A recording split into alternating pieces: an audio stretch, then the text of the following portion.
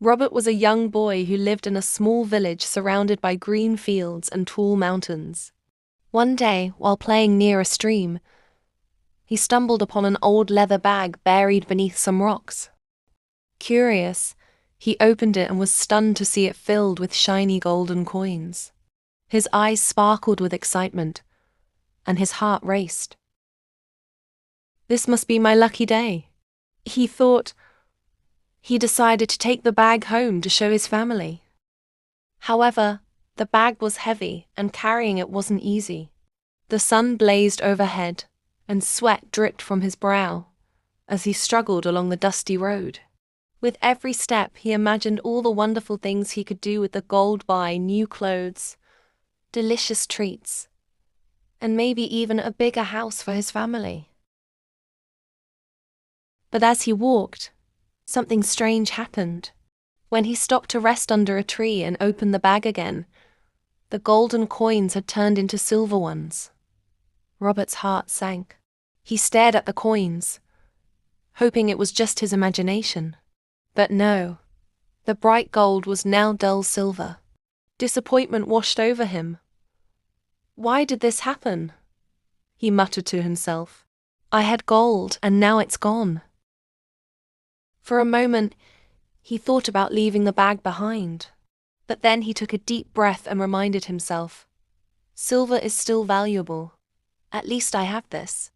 With that thought, he picked up the bag and continued his journey. As Robert walked further, the road became steeper and more difficult. He pushed himself forward, determined to reach home. When he finally stopped to rest by a river, he opened the bag again. His heart sank even further. The silver coins had now turned into steel ones. They no longer gleamed or shone. They looked ordinary, like the nails the blacksmith used in the village. Tears welled up in Robert's eyes. Why does this keep happening? He cried. First gold, then silver, and now this? He felt like throwing the bag into the river. But something stopped him. He sat quietly for a moment, listening to the sound of the water flowing and the birds chirping. A gentle breeze cooled his face, and his thoughts began to settle. Steel may not be as precious as gold or silver, he thought, but it's strong and useful. People use it to build things, to make tools. Maybe it's not about what I lost, but about what I still have.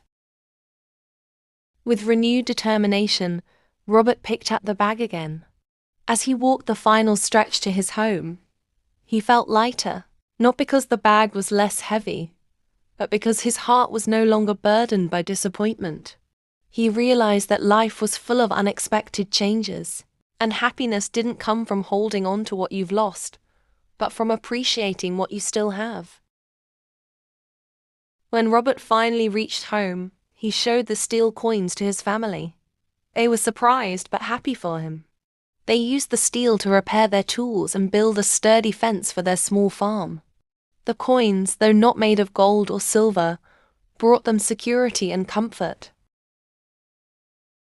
Robert often thought about that day. The lessons stayed with him as he grew older. He learned to adapt to life's changes and to find joy in every situation, no matter how things turned out. And whenever someone in the village felt sad about their troubles, Robert would tell them his story of the magical coins and remind them to be happy with what they had. Moral. The moral of Robert's story is, happiness and contentment come not from what you have, but from appreciating and making the most of what you still have.